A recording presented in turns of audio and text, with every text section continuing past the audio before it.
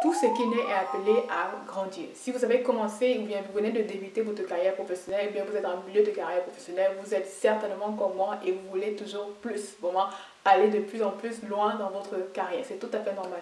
Dans cette vidéo-ci, je vais vous donner 5 astuces pour pouvoir justement faire décoller votre carrière professionnelle. Restez jusqu'à la fin de la vidéo car les 5 astuces sont vraiment super intéressantes.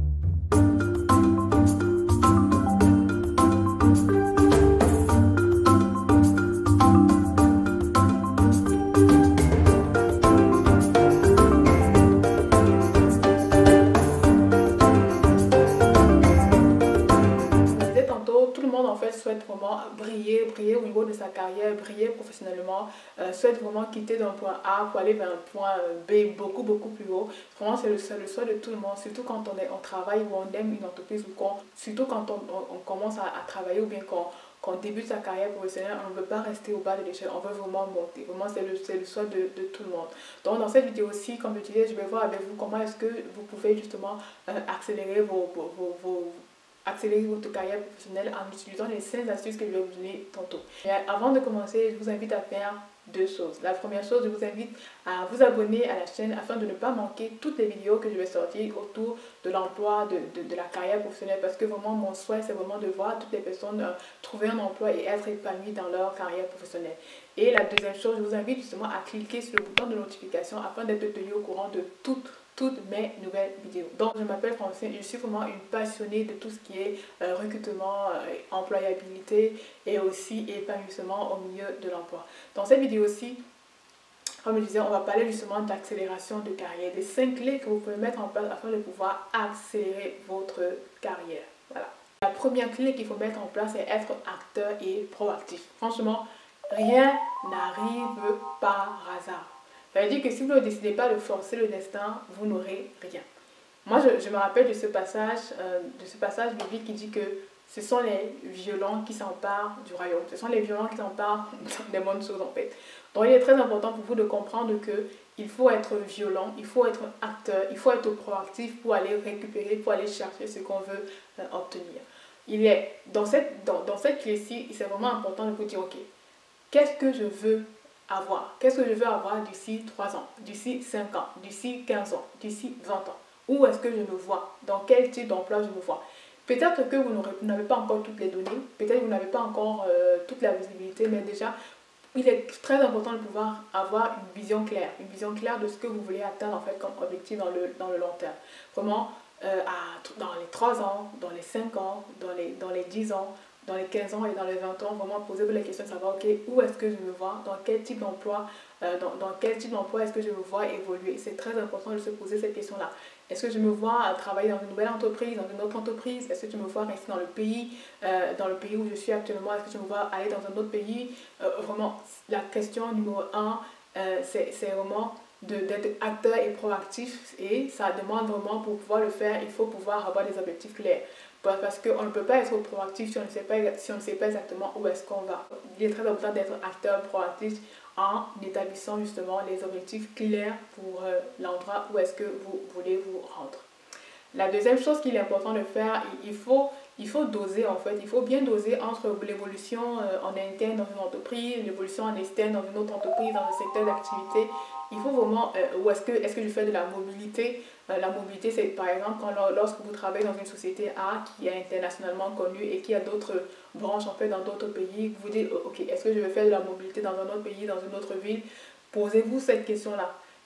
Parce que c'est vrai que parfois, aller en mobilité, donc quand on est dans une entreprise, aller en mobilité, ça permet justement de rehausser son parcours, ça permet de pouvoir vraiment accélérer énormément sa candidature, parce que ça demande de compétences énormes en adaptabilité, en flexibilité, en leadership également. Donc posez-vous cette question-là. Est-ce que il est très important de pouvoir doser en fait entre mon évolution en interne dans une entreprise, en externe dans un secteur ou en mobilité. Donc vraiment analysez bien et voyez ce qui peut être le plus préférable pour vous. La troisième chose, il faut cultiver les à côté. Cultiver les à côté, quand on dit cultiver les à côté, ça veut dire avoir une vie en plus du travail. Je pense que ça demande également de pouvoir prendre du recul, ne pas être tout le temps en mode emploi, mais il faut également vous mettre un peu en dehors, avoir d'autres activités, avoir d'autres occupations qui vont vous permettre aussi, par exemple, permettre aussi de pouvoir garder le bon recul. Quand ça peut être quoi à côté, ça peut être pratiquer un sport, une hobby qui vous permet de rencontrer des gens, ça peut être très très présent sur un réseau social comme LinkedIn, pouvoir développer votre réseau professionnel dans des associations, des organisations vraiment qui sont liées à votre secteur d'activité. Par exemple, vous êtes project manager et vous êtes peut-être et vous décidez de vous investir dans l'organisation PMI. Vous êtes peut-être CFA et vous décidez de vous investir dans l'organisation, dans l'association ou bien dans l'organisation qui s'occupe du CFA. Donc ça demande vraiment justement de pouvoir comment dire, être en relation avec plusieurs être ouvert en fait sur le monde, être en relation avec des recruteurs, avec d'autres personnes de votre domaine, avec d'autres pairs de votre domaine. Ça va permettre justement de pouvoir à la fois développer en vous comme une ouverture d'esprit qui va faire en sorte que vous serez davantage au courant des opportunités d'emploi en fait qui vont s'ouvrir. Je prends l'exemple. Vous êtes peut-être un project manager et vous êtes très très engagé au niveau de l'organisation PMI. Et au niveau de cette organisation-là, vous êtes en contact avec d'autres project managers, vous serez peut-être au courant que dans telle entreprise, on recrute. Voilà, donc ce sera beaucoup plus facile pour vous d'être au courant des opportunités. Ou bien si vous êtes très impliqué sur LinkedIn, vous serez toujours en relation avec les recruteurs. Les recruteurs vont souvent venir vers vous pour vous poser des questions. Également, moi je vous conseille également de toujours être très très proche des recruteurs. Ça va vous aider justement à pouvoir en fait être au courant en fait du milieu professionnel. Qu'est-ce qui se passe? Vraiment, ça vous permet de pouvoir développer comme une veille en fait, une veille technologique, une veille professionnelle. Quels sont les emplois qui ont le vent pour quels sont les logiciels qu'il faut connaître, qu'il faut savoir utiliser dans mon domaine d'activité, quelles sont les compétences, les qualités, quelles sont les langues en fait qu'il faut savoir maîtriser pour pouvoir évoluer davantage dans mon domaine d'activité. C'est très important d'être en contact avec les recruteurs, à la fois les recruteurs en interne de votre entreprise dans laquelle vous êtes actuellement, mais également les recruteurs en externe. Vraiment, c'est ça qu'il est très important d'être très très investi sur LinkedIn. Vraiment, si vous voulez vraiment avoir une carrière professionnelle qui accélérée, vraiment LinkedIn c'est vraiment le meilleur moyen de pouvoir développer votre réseau professionnel. La quatrième chose, je vous dirais également, à côté du fait de pouvoir développer ses à côté, ou bien cultiver les choses à côté, moi je pense également développer votre expertise et rendre votre expertise visible. Moi je dis que c'est très important de pouvoir dire aux gens que vous existez et que vous avez les capacités. Par exemple, vous êtes dans un domaine, vous êtes expert comptable, vous avez beau travailler dans une entreprise, pour pouvoir montrer que vous êtes un expert, vous pouvez peut-être partager du contenu de qualité autour de ce que vous faites, pas lié à l'entreprise, hein, tout en restant vraiment, tout en respectant la confidentialité des données ou des projets sur lesquels vous travaillez en entreprise. Je vous conseillerais peut-être d'avoir un blog, de publier régulièrement du contenu sur un réseau social comme LinkedIn pour montrer que vous êtes un expert, pour montrer que vous avez les compétences, les qualités nécessaires. Vraiment, rendez-vous visible en fait, rendez-vous visible au niveau de votre secteur d'activité, de telle sorte que lorsqu'on pensera à recruter quelqu'un, on pensera à vous parce que vous avez montré que vous connaissez vraiment dans ce domaine-là. Et je pense qu'on ne se rend pas compte à quel point ça peut vraiment aider à accélérer une carrière. Voilà, c'est très important, donc montrez-vous visible. Positionnez-vous comme un expert dans l'esprit des gens, à la fois face à vos managers, aux recruteurs ou en interne ou les recruteurs en externe, mais vraiment positionnez-vous comme un expert. Ça va énormément vous aider. Vous ne pouvez même pas savoir la quantité d'opportunités que vous allez attirer à vous si vous positionnez dans l'esprit des personnes comme un expert. Cinquièmement, développer vos soft skills. Comment développer vos soft skills? Il est très important de savoir que de plus en plus, en fait, les recruteurs recherchent en fait des compétences qui ne sont plus seulement techniques, mais également des compétences, des compétences qu'on dit soft skills, c'est-à-dire des attitudes, une manière de faire, une manière de penser, une manière de réagir en société. Et les soft skills, par exemple, les plus recherchés en entreprise sont l'adaptabilité, le travail en équipe, l'organisation, la rigueur, l'ouverture d'esprit, l'entrepreneuriat, on appelle souvent l'entrepreneuriat, le fait de pouvoir entreprendre, avoir un esprit qui entreprend les choses. Donc vraiment, ce sont les soft skills qui sont le plus en plus recherchés en entreprise. Donc, il est très important de pouvoir les développer. C'est pour ça que je disais tantôt qu'il faut avoir des choses à faire à côté de son emploi. Ces éléments-là vous permettent justement de pouvoir développer ces soft skills-là, toutes ces soft skills qui sont de plus en plus recherchées par les entreprises aujourd'hui. Comme je disais tantôt, je vous conseille de pouvoir avoir un blog ou de pouvoir être très actif sur les réseaux sociaux.